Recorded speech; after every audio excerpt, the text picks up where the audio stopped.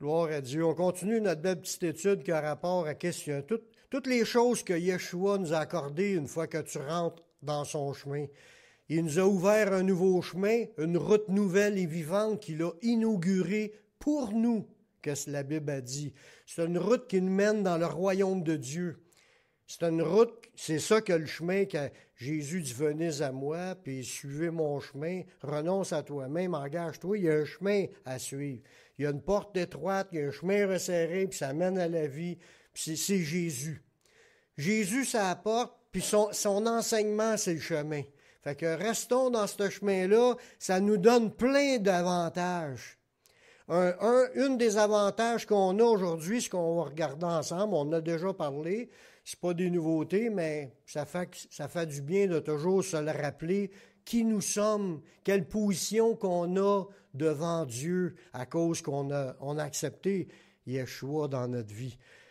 Yeshua nous a donné de devenir enfants de Dieu. On va comprendre là-dedans, on va y aller parce qu'il y a des idées qui vont venir selon les sujets, selon les versets. Là. C'est un nouveau chemin qui est ouvert par le Messie, puis ça nous permet de devenir enfants de Dieu. Ce qu'on doit comprendre là-dedans, c'est qu'on n'est pas automatiquement enfants de Dieu en venant au monde. Contrairement à ce que le monde pense, les humains ne sont pas automatiquement tous des enfants de Dieu. On est tous des créatures de Dieu, mais on n'est pas tous ses enfants comme faisant partie de sa famille. Puis on va voir que la révélation de Dieu, elle nous a amené à comprendre que Dieu, sa révélation, il a commencé par nous dire qu'il y avait un fils qui était supposé venir nous visiter. Puis ça, c'était sa révélation de nous faire comprendre que son fils était pour venir nous visiter. Son fils, c'est sa famille, c'est son enfant, mais qu'on a une possibilité à chaque personne qui vit sur cette terre de devenir enfant de Dieu. Les prophéties, il annonçaient la venue du Fils de Dieu, le Fils de Dieu. Dans Isaïe 9,6, ça dit « Car un enfant nous est né, un fils nous est donné. » Puis ça, on voit là-dedans que c'est Dieu qui a donné son Fils. Un fils qui est venu naître parmi l'humanité. C'est un fils qui était le Fils de Dieu. Puis qu'il était pour avoir la domination, qu'il était pour régner sur toute la terre, puis régner éternellement, puis il était pour être appelé admirable, conseiller, Dieu puissant, Père éternel, puis Prince de la paix. Le titre de Fils est à donner premièrement au Messie, au Seigneur Yeshua. On voit cet événement-là quand il a été nommé par Dieu, non seulement qu'il a reçu le nom qui vient de Dieu, mais en plus de ça, il a reçu le titre d'être un enfant, d'être le Fils de Dieu. On voit ça quand l'ange a parlé à Marie. Dans Luc 1,35, l'ange lui répondit, « Le Saint-Esprit viendra sur toi, puis la puissance du Très-Haut te couvrira de son ombre. C'est pourquoi le Saint-Enfant qui naîtra de toi sera appelé Fils de Dieu. » Il n'y a personne d'autre sur la terre qui avait ce titre-là donné par Dieu. Oui, il y a beaucoup de monde qui aurait aimé ça, être vraiment un fils de Dieu en venant au monde. Puis ça s'appelait le Fils de Dieu, ça donne comme un prestige. Mais Jésus ne s'est pas donné ce prestige-là par lui-même. C'est l'ange de l'Éternel qui est envoyé pour avertir Marie que cet enfant-là, à cause que le Saint-Esprit est venu sur lui, qui devenait enfant de Dieu, était pour être appelé enfant de Dieu. Par la suite, Dieu il a reconnu, puis Dieu a déclaré, puis on le voit ça dans 2 reprises dans la Bible, Dieu a déclaré que Yeshua, c'était son Fils. On le voit à 2 endroits. Puis ça, c'est Dieu lui-même qui a déclaré ça. Dans Matthieu 3,17, ça nous dit, « Et voici, ça c'est quand Jésus s'est fait baptiser, une voix fit entendre des cieux ces paroles, « Celui-ci est mon Fils bien-aimé, en qui j'ai mis toute mon affection. » On voit que Yeshua, il ne s'est pas donné cette valeur-là par lui-même. C'est Dieu lui-même qui a fait entendre sa voix pour déclarer que Yeshua, c'était le Fils de Dieu. Son fils bien-aimé, parce qu'il dit, celui-ci est mon fils. Il n'a pas dit qu'il y en avait plusieurs. Il désignait vraiment le Messie. Puis un autre passage dans la Bible où ce que Dieu a fait cette déclaration-là, ouvertement, en faisant entendre sa voix dans les cieux, c'est quand que le Messie a été transfiguré sur la montagne. Dans Matthieu 17,5, ça dit, parce qu'il était Pierre, Jean-Jacques était là, il y avait Jésus, puis là, il y a eu une apparition. Jésus était transfiguré, il est devenu brillant, lumineux, puis Moïse et Élie étaient avec lui pour l'accompagner, pour y parler. Et comme il parlait encore, une nuée lumineuse les couvrit, et voici une voix fit entendre de la nuée ces paroles, « Celui-ci est mon Fils bien-aimé, en qui j'ai mis toute mon affection. » Écoutez-le. On voit encore le Père, une deuxième occasion, de déclarer publiquement, ouvertement de sa voix, que tous ceux qui étaient là l'ont entendu, que le Messie, c'est le Fils de Dieu. Puis ça, dans ces deux déclarations-là, ça a amené les apôtres à donner comme un point de doctrine là-dessus, pour déclarer que Dieu n'a pas plusieurs fils, qu'il n'a pas envoyé plusieurs fils, qu'il n'a envoyé juste un. Dans les enseignements des apôtres, c'était révélé aussi dans les textes là, que les apôtres ont écrits. Les apôtres, en écrivant leurs textes, ont eux aussi reconnu que Yeshua était le seul Fils venu du ciel. Dans 1 Jean 4,9, l'amour de Dieu a été manifesté envers nous en ce que Dieu a envoyé son Fils unique dans le monde, afin que nous vivions par lui. On voit là-dedans que Dieu, il ne déclara pas qu'il y avait plusieurs fils. Il déclara qu'il y en avait juste un, c'était Yeshua. C'est l'héritier. C'est le premier-né de la création, pas parce qu'il était le premier à naître. Premier-né en tant qu'héritier, celui qui devait hériter de son père. L'ensemble des promesses était pour lui. Si on a quelque chose aujourd'hui, c'est à cause que Yeshua nous partage son héritage. Mais tout l'héritage au départ appartenait au Fils unique de Dieu.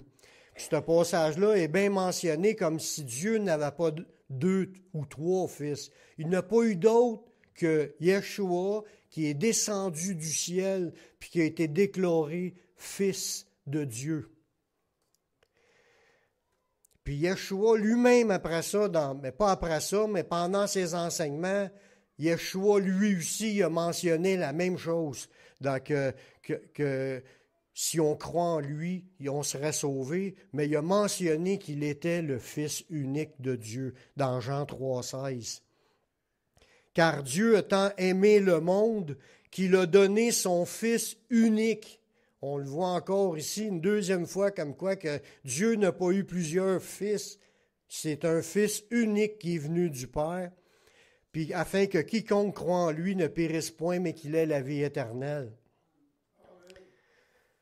Dans l'histoire juive, quand que les gens ils descendent du temps de Jésus, les gens ils faisaient comme des arbres généalogiques pour savoir de quelle branche qu'ils venaient. C'était bien populaire dans ce temps-là. C'est pour ça qu'on voit l'arbre généalogique de Jésus dans Matthieu puis dans Luc.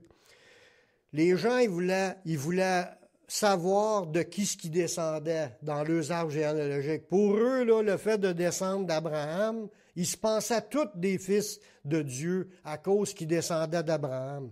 C'était comme un mérite ou une valeur de dire hey, « moi, je suis un fils d'Abraham, puis je suis un héritier des promesses d'Abraham. » C'était comme une gloire dans ce temps-là, comme si c'était important. Puis les Juifs, pour se sentir qu'ils appartenaient à Dieu, mais ils se disaient d'être des fils d'Abraham. Dans Jean 8, 39, Jésus a eu des discussions avec ces Juifs-là. Puis Jésus a répondu, Non, ça c'est les Juifs qui disent ça. Ils ont répondu, notre père, c'est Abraham. Jésus leur dit, si vous étiez enfant d'Abraham, vous feriez les œuvres d'Abraham. On voit là-dedans qu'être descendant d'Abraham ou être fils d'Abraham, c'est pas par ce que tu le déclares, parce que ton arbre généalogique te mène à lui. C'est si tu marches dans les traces d'Abraham. Abraham marchait par la foi en Dieu, puis il croyait au Messie, puis tout ça. C'est ça qui faisait qu'Abraham, il était le père de ceux qui étaient marchés dans la foi. Fait que les Juifs qui marchaient selon la chair, ils étaient fiers, ils se disaient, « Hey, on est des fils d'Abraham, on est des fils de Dieu. » Jésus a dit, ça ne marche pas de même. Il dit, si tu seras vraiment un fils d'Abraham, tu marcheras dans les traces d'Abraham. Puis là, au verset 40, il dit, mais maintenant, vous cherchez à me faire mourir, moi qui vous ai dit la vérité que j'ai entendue de Dieu. Cela, Abraham ne l'a point fait. Puis là, Jésus lui spécifie c'est quoi qui se passe dans leur vie dans ce moment-là. Vous faites les œuvres de votre père. Les gens étaient tous fiers de dire qu'ils avaient pour père Abraham, mais ils ne marchaient pas dans la foi d'Abraham. Puis ils voulaient tuer Jésus parce que Jésus disait qu'il mentionnait la vérité, puis les gens ne voulaient pas le croire. Puis ils rejetaient le Messie. Il dit, vous faites les œuvres de votre père. Et lui dit, nous ne sommes pas des enfants illégitimes, nous avons un seul Père, Dieu. C'est ce que je vous disais tantôt. Le fait de descendre selon ton arbre généalogique, que tu descends d'Abraham, ça ne fait pas de toi un fils d'Abraham. C'est ceux qui marchent dans les traces d'Abraham, qui marchent par la foi, qui sont les vrais descendants ou les fils d'Abraham, spirituellement parlant. Jésus leur a répondu à ces gens-là parce qu'ils se disaient, eux autres, hey, on n'est pas des enfants illégitimes, en voulant dire des bâtards. On descend direct de l'arbre généalogique d'Abraham. Puis ça nous donne qu'on a un seul Père, Dieu. Jésus venait de leur dire que leur Père, qu'il voulait faire les œuvres de leur Père, mais il ne leur avait pas encore dit qui était leur Père. Fait que Jésus leur a dit qu'ils étaient plutôt des fils du diable, parce qu'il accomplissait la volonté du diable. Dans Jean 8, 44, quand on continue, il dit « Vous avez pour père le diable ». Fait que les gens qui veulent dire « Hey, moi, je suis un fils de Dieu, on a pour père Dieu, je suis un descendant direct d'Abraham », ça ne compte pas devant Dieu si tu ne marches pas des voies d'Abraham, de marcher par la foi. Puis ces gens-là voulaient faire le mal, ils voulaient tuer Jésus. Il dit, il est meurtrier dès le commencement. Le diable, il dit, vous êtes pareil, vous voulez me tuer parce que je vous dis la vérité. Vous avez pour père le diable, puis il voulait accomplir les désirs de votre père. Il a été meurtrier dès le commencement, puis il ne se tient pas dans la vérité parce qu'il n'y a pas de vérité en lui. Lorsqu'il profère le mensonge, il parle de son propre fond, car il est menteur et le père du mensonge. Fait que dans ce passage-là, on voit deux grandes caractéristiques de ceux qui appartiennent au diable. Être des menteurs ou être des meurtriers. Puis le mot meurtrier, dans l'enseignement du Nouveau Testament, c'est pas juste de tuer une personne, c'est aussi d'haïr quelqu'un. Celui qui haït quelqu'un, c'est un meurtrier. Puis on va le voir dans les autres versets plus loin, on va en parler de ça. Fait que tous ceux qui sont animés du désir d'effacer les autres, puis de ne pas les reconnaître, puis de tous les tuer dans un sens parce qu'ils les haït, ou d'être un menteur, puis de passer son temps à compter des menteries, c'est du monde qui marche selon leur père, qui est le diable. Là, nous autres, quand on écoute ça, ces passages-là, on est prêts quasiment à juger ces Juifs-là, puis à rire d'eux autres, puis à dire, tu vois, ils sont fait à remettre à leur place. Ils ont comme père le diable plutôt que d'avoir Dieu comme père, puis être des vrais fils de Dieu. Jésus, ses enseignements dans le Nouveau Testament nous dit que nous aussi, on était pareils, des fils du diable. Puis on voulait accomplir les désirs de notre père, le diable. La Bible a dit dans Éphésiens chapitre 2, à partir du verset 1, Nous aussi, nous avions pour père le diable, puis on accomplissait les volontés de notre Père avant de connaître Jésus. Dans Éphésiens 2, le verset 1, ça dit, « Vous étiez morts par vos offenses, puis par vos péchés dans lesquels vous marchiez autrefois, selon le train de ce monde, selon le prince de la puissance de l'air. » On le voit que nos péchés qu'on faisait, c'était à poursuivre ce que le diable nous conduisait. On avait pour père le diable. On marchait selon le prince de la puissance de l'air, de l'esprit qui agit maintenant dans les fils de rébellion. Fait qu'il n'y a pas rien que les Juifs qui marchaient selon l'esprit de rébellion. Nous aussi, on marchait, tout le monde, la Bible a dit, tous ont péché et sont privés de la gloire de Dieu. Tout le monde a marché sur la terre en tant qu'ennemi de Dieu, puis marché comme étant fils du diable. Il y a d'autres versets qui disent « Le monde entier est sous la puissance du malin ». Un autre passage dit « Le monde entier est sous l'empire du péché ». Fait que, veut pas, on n'a pas de jugement à faire contre les Juifs qui se pensaient des fils de Dieu, qui se pensaient des fils d'Abraham, parce qu'on n'était pas mieux, on était pareil. Il faut bien réaliser que si aujourd'hui on a par grâce le fait d'être adopté dans la famille de Dieu, qu'on n'a aucune gloire, on n'a pas à se péter bretelles et à se penser bon. Il faut vraiment reconnaître plutôt l'amour de Dieu, de ce qui nous a ouvert une porte, de changer de père, changer de famille. Avant, on était sous la domination de notre père, le diable, puis là, maintenant, on est sous la domination de notre père, Dieu. On est devenu son enfant. Yeshua est venu dans le monde comme étant la lumière qui nous éclaire, puis en le recevant, nous devenons enfants de Dieu. C'est fort. Des pécheurs, des menés par le diable puis de ses démons, par l'esprit de rébellion, que Dieu est prêt à passer par-dessus tout ça, puis dire, viens, je t'accueille comme étant mon fils, comme mon fils unique. Imagine-toi. Dans Jean 1,8, en parlant de Jean-Baptiste, il n'était pas la lumière, mais il parut pour rendre témoignage à la lumière. Jean-Baptiste, lui, il a paru, il est envoyé pour préparer le chemin de la lumière. Cette lumière-là, c'est le Messie, Yeshua, celui qui vient d'en haut, le Fils unique de Dieu. Il dit, cette lumière-là, le Fils unique, était la véritable lumière qui, en venant dans le monde, éclaire tout homme.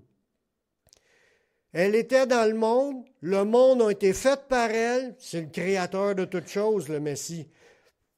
Il était dans le monde a été fait par elle, et le monde ne l'a point connue. Elle est venue chez les siens, puis les siens ne l'ont point reçue. C'est fort. Parce que le Messie est envoyé premièrement pour les Juifs, et j'ai été envoyé pour les brebis perdues d'Israël. Jésus est envoyé pour les Juifs, mais ils ne l'ont pas reçu. Le fait qu'il l'ait rejeté, ça a permis à ce que son salut puisse s'étendre à tous les païens. C'est nous.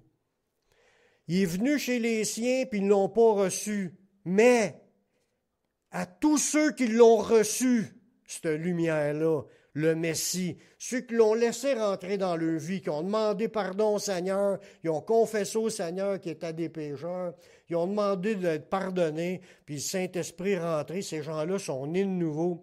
À ceux qui l'ont reçu, à ceux qui croient en son nom, elle a donné le pouvoir de devenir enfants de Dieu.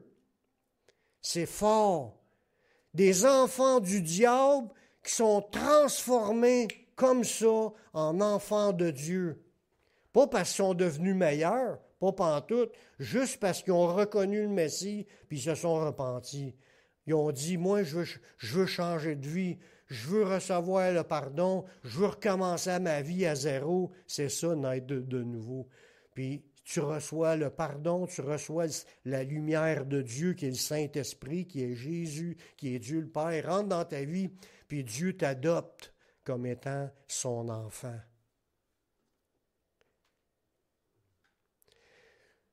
Encore pire que ça, plus fort que ça, pas pire dans le sens de plus grave, mais plus dans nos mots, ça veut dire un punch encore plus fort. Comment est-ce que Dieu il est amour, comment est-ce qu'il peut aimer ceux qui vont au Messie, là?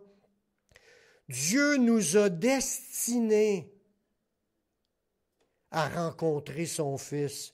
C'est un appel personnel qu'on a eu, que Dieu est venu nous dire, « Suis-moi ». Pareil comme Jésus passait devant quelqu'un, puis il disait, « Suis-moi ». Puis nous, il est venu à nous, puis il est venu nous dire tout ce qu'on a entendu, tout ce qu'on a appris de la Bible, de l'enseignement de la Bible. C'est toutes des choses qu'on a entendues avant de se convertir. C'est Dieu qui cherchait à nous convaincre. Il a peut-être utilisé une personne, 2 personnes, 3 personnes, peut-être qu'il a utilisé la radio, la télévision, l'Internet, il a utilisé peut-être des membres de nos familles pour qu'on aille à Jésus. Non seulement Dieu, il a tout fait pour qu'on puisse changer, pour être adopté, mais il est venu nous chercher personnellement pour nous appeler « Deviens mon fils », pour qu'on l'accepte, puis qu'on devienne son enfant. Il nous a destinés à rencontrer son Fils, à recevoir la grâce du pardon, puis à devenir adoptés par Dieu. Là-dedans, là, on voit l'amour de Dieu. Dans Éphésiens 1,5, ça dit « Nous ayant prédestinés dans son amour ». Yvon disait tantôt, il y en a qui pensent que Dieu ne les aime pas. Il ne faut pas penser ça. Si on est assis là, c'est parce que Dieu nous aimait. Il est venu nous chercher parce qu'il nous aimait. C'est dans son amour qu'il est venu, pas parce qu'on était bons, on était des fils du diable, on péchait, mais Dieu il est plus grand que ça, qui est capable il a pensé à faire un plan parfait pour nous donner l'occasion de sortir de notre position puis d'être adoptés par lui, parce qu'il nous aime. Il nous a prédestinés dans son amour à être ses enfants d'adoption. Il y avait juste un fils unique, puis il l'a envoyé pour venir en chercher une multitude qui devienne sa famille. Il nous adopte. On appartenait au diable, mais il nous a rachetés. Il a payé la rançon que ça coûtait pour qu'on puisse être pardonné. Puis là, le diable ne peut plus nous retenir. Il est venu nous chercher, puis on appartient à Dieu. On est devenus des enfants de Dieu, des fils et des filles de Dieu. Il dit, il nous a prédestinés dans son amour à être ses enfants d'adoption par Jésus-Christ, selon le bon plaisir de sa volonté. Pas parce qu'on voulait, parce que lui a décidé que ça lui faisait plaisir de venir nous chercher.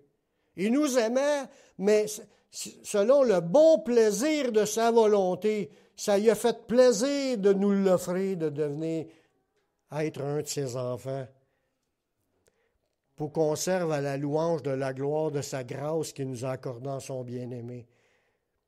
Est-ce qu'il y en a qui veulent dire merci au Seigneur de nous avoir rachetés, d'avoir fait ce plan si merveilleux pour qu'on devienne enfant de Dieu? Hey! Jamais qu'on va être assez reconnaissant. Dieu appelle tout le monde à sortir du monde puis à se tourner vers lui pour devenir, pour lui, des fils et des filles. Il appelle tout le monde. Dans 2 Corinthiens 6, 17, il a fait clairement cet appel-là dans ce verset-là. Il dit, « C'est pourquoi sortez du milieu d'eux, séparez-vous, dit le Seigneur. Ne touchez pas à ce qui est impur et je vous accueillerai. Je serai pour vous un père et vous serez pour moi des fils et des filles, dit le Seigneur Tout-Puissant. » Combien est-ce qu'il y en a ici qui veulent l'être enfants de Dieu pour l'éternité? Mais il y a des conditions. Il faut être prêt à renoncer au monde, puis au péché, puis à sortir de là, puis à se repentir. En se repentant, tu commences cette nouvelle vie-là, puis il va nous aider tout le long dans cette marche-là. Il nous adopte dans sa famille, il nous reconnaît comme étant son enfant, puis nous avons maintenant pour père Dieu. Dans Galates 3, 26, ça dit « Car vous êtes tous fils de Dieu par la foi en Jésus-Christ. » Amen. Amen. Il n'y a rien de plus beau que ça sur la planète. Si tu passes à côté de ça, tu as tout manqué.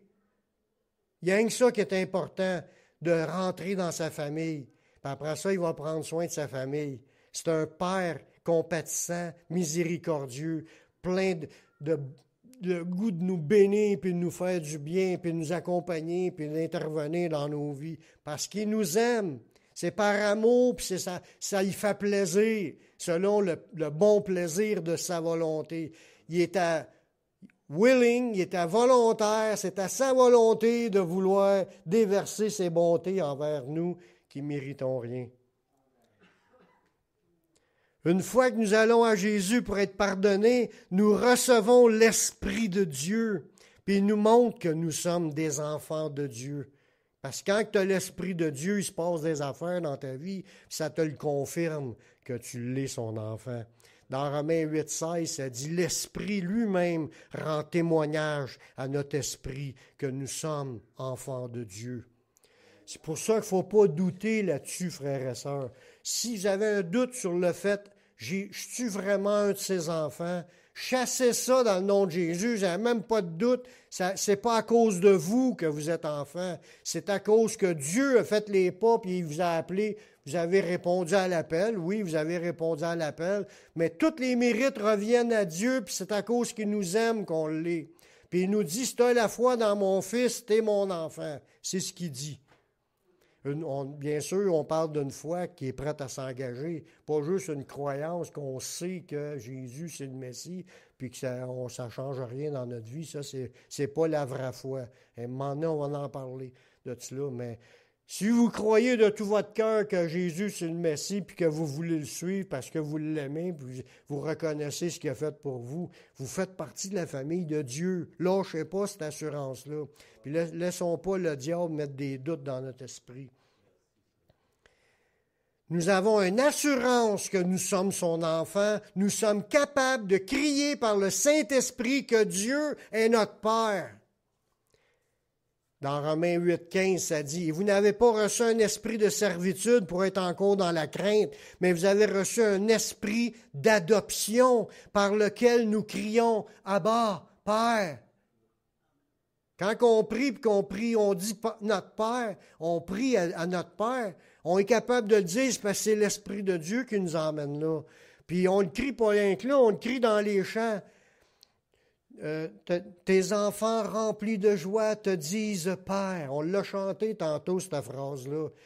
On est poussé dans le chant, par les chants, à s'exprimer, à reconnaître Dieu comme étant notre Père. Bien, c'est le Saint-Esprit que tu te fais ce contexte-là pour nous booster, pour qu'on croit tout le temps au Messie, puis qu'on reste dans cette ambiance-là de confesser dans nos prières ou dans les louanges, de confesser que Dieu, c'est notre Père. Dieu nous demande de discerner qui sont les véritables enfants de Dieu, parce qu'il faut faire attention. Là, comme je disais tantôt, dans le monde, il y en a qui se pensent qu'ils sont des fils de Dieu, des enfants de Dieu, puis ils ne le sont pas. Dieu ne reconnaît pas tout le monde comme étant ses enfants. Puis il nous demande de faire attention dans plein de versets, les discerner par leurs fruits. S'ils ne marchent pas dans la justice, puis ils n'aiment pas les frères, mais ils ne sont pas de Dieu. C'est clair de même. Il y a d'autres conditions, là. Il faut qu'ils confessent Jésus venant en chair. Ça, il y a d'autres conditions, mais juste celle-là, là, s'ils marchent dans le péché volontairement, puis ils ne marchent pas dans la justice, que ça dit. Il faut reconnaître les enfants de Dieu puis les enfants du diable. Dans 1 Jean 3,10, c'est par là que se font reconnaître les enfants de Dieu puis les enfants du diable. Il faut le savoir. Il y a deux groupes d'enfants présentement sur la planète. Il y a ceux qui sont à Dieu, puis il y a ceux qui sont au diable. On était au diable, on est devenus les enfants de Dieu, mais il y a encore des enfants du diable partout, puis il y en a qui se pensent enfants de Dieu, puis ils ne le sont pas. Le verset dit « Quiconque ne pratique pas la justice n'est pas de Dieu, Fait que si c'est des gens qui vivent dans le péché, qui haïssent les autres, qui mentent, qui vivent tout croche, là, c'est pas des enfants de Dieu. Même s'ils se pensent enfants de Dieu, la Bible les reconnaît pas. Puis, non plus celui qui n'aime pas son frère.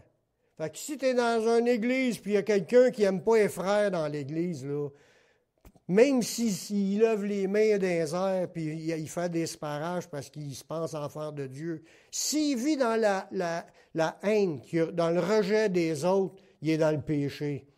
Il n'est pas enfant de Dieu. Un vrai enfant de Dieu reconnaît les autres enfants de Dieu. Ce n'est pas parce qu'on est des Billy Graham que le monde doit nous aimer. Enfants de Dieu, il y en a toutes les catégories. Là. Il y en a des faibles dans la foi, il y en a qui n'arrachent, sont malades, ils vivent toutes sortes d'épreuves. C'est des enfants de Dieu parce qu'ils ont mis leur foi en Jésus-Christ, puis ils s'accrochent au Seigneur, puis on doit les aimer. Sinon, si on ne les aime pas, on n'est pas un enfant de Dieu. Dieu appelle ses enfants, ceux qui sont capables de marcher dans l'amour des frères et sœurs. Parce que Jésus puis Dieu les aime s'ils marchent dans la foi. On doit aimer ceux que Dieu aime. Voyez-vous? Même s'ils nous ont fait du tort. Combien de fois je vais pardonner à mon frère jusqu'à 7 fois? Jésus dit, je ne te dis pas jusqu'à 7 fois, je te dis jusqu'à 70 fois 7 fois, qui est 490 fois d'une journée qui vient à toi. Il t'a offensé, mais vu que c'est un enfant de Dieu, il faut que tu sois capable d'y pardonner. Puis tu as continué à l'aimer. Ça ne veut pas dire qu'il faut que tu tiennes avec, mais il faut que tu l'aimes. Tu peux pas... Hein? Oui, c'est peut-être travailler à la même place que toi, il est à côté de toi, sa chaîne de montage. Oui, c'est vrai qu'à 490 fois, il doit être dans ton environnement. C'est peut-être ta femme ou ton mari ou un de tes enfants. C'est pour montrer qu'il était au-dessus de tout. Oui, lui, le Messie est capable de le faire envers nous. Puis nous aussi, on doit être capable de le faire envers les autres. En tant qu'enfants de Dieu, nous devons maintenant briller dans ce monde. C'est la lumière qui rend... On a reçu la lumière, puis ça fait de nous un enfant de Dieu. Là, on doit marcher dans la lumière. Amen. Philippiens 2,15 nous dit, « Afin que vous soyez irréprochables et purs, des enfants de Dieu irrépréhensibles. » Y a-t-il un amen là-dessus? Au milieu d'une génération perverse et corrompue, par laquelle vous brillez comme des flambeaux dans le monde. On brille comme des flambeaux quand on marche dans les pas du Seigneur, bien sûr. Si on marche comme le reste du monde, on est des lumières éteintes. Ça existe-tu des lumières éteintes? Oui. Nous, on a eu sa pharmacie switch, on t'éteint. Une chandelle, t'as un qu'à souffler dessus, puis elle s'éteint. Ou une chandelle qui manque plus d'huile, elle va s'éteindre. Les lampes s'éteignent. On n'est pas appelé à être des lampes éteintes, on est appelé à être des lampes qui éclairent. Il dit, on n'allume pas une lampe pour la mettre sur le boisseau, mais on la met sur le chandelier afin qu'elle éclaire tous ceux qui sont là. Amen. Fait qu'il faut briller, puis marcher d'une manière irréprochable et pure, des enfants de Dieu irrépréhensibles. Pourquoi qu'il faut être comme ça? Parce qu'on représente notre Père. Tu vois, tantôt, je disais, Jésus a dit, vous avez pour père le diable. Vous accomplissez ses désirs. Tel père, tel fils. Hein? C'est une expression qu'on connaît, tel père, tel fils. Si ils font ce que le père leur dit, le diable, ils marchent dans les œuvres du diable, tel père, tel fils. Nous, tel père, tel fils. Si le Père est un Dieu de lumière, puis ses bontés se renouvellent, tout ça, il nous demande à nous de marcher dans la lumière et être des bonnes personnes. Amen. Des enfants de lumière. Je finis avec un dernier verset. Un jour, il sera évident pour tous que nous sommes des enfants de Dieu. Peut-être qu'il y a des gens qui ne savent pas Ils ne nous reconnaissent pas. Comme le verset que j'ai lu au début de la réunion. Hein. Voyez quel amour, ça c'est dans 1 Jean 3,1, voyez quel amour le Père nous a témoigné pour que nous soyons appelés enfants de Dieu. Hein? Et nous le sommes, que ça dit dans le verset. Si quelqu'un ne nous reconnaît pas comme enfants de Dieu, si le monde ne nous connaît pas, c'est qu'il ne l'a pas connu. Fait que les gens qui disent vous autres des enfants de Dieu, ils rient de nous autres puis ils cherchent à nous abaisser. S'ils pensent de même, c'est parce qu'ils ne connaissent pas Dieu. Ils sont dans les ténèbres. Ils sont encore menés par leur père, le diable, puis ils marchent dans les ténèbres. Un jour, ça va être évident pour tous que nous sommes des enfants de Dieu. Là, ils peuvent dire, ça se peut pas, on te crée ou on te crée pas. Ils peuvent dire ça aujourd'hui, mais un jour, il va arriver quelque chose qu'ils ne pourront plus dire ça. Dans 1 Jean 3,2, bien-aimés, nous sommes maintenant enfants de Dieu. Et ce que nous serons n'a pas encore été manifesté. Ça veut dire que quoi que s'en vient, que ça va être manifeste que nous sommes vraiment des enfants de Dieu. Mais nous savons que lorsque ça sera manifesté, nous serons semblables à lui parce que nous le verrons tel qu'il est.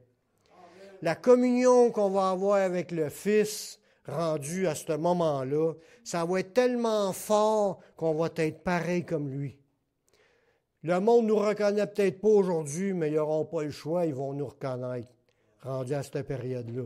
La Bible parle, tu sais, quand on a parlé de la transfiguration, que ses vêtements sont devenus blancs, puis qu'il illuminait, mais la Bible a dit qu'on va être comme ça un jour. Puis le monde, ils ne pourront pas dire qu'on ne l'est pas.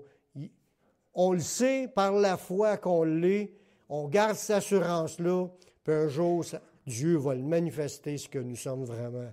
Nous sommes des enfants de Dieu. Amen.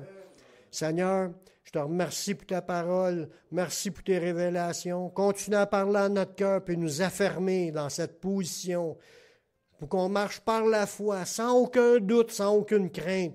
Nous sommes adoptés, on t'appartient. Nous sommes tes enfants, puis tu es notre Père. Merci, Seigneur, de nous avoir rachetés, de nous avoir adoptés. On veut te rendre la gloire qui te revient dans le nom de ton Fils Yeshua. Amen.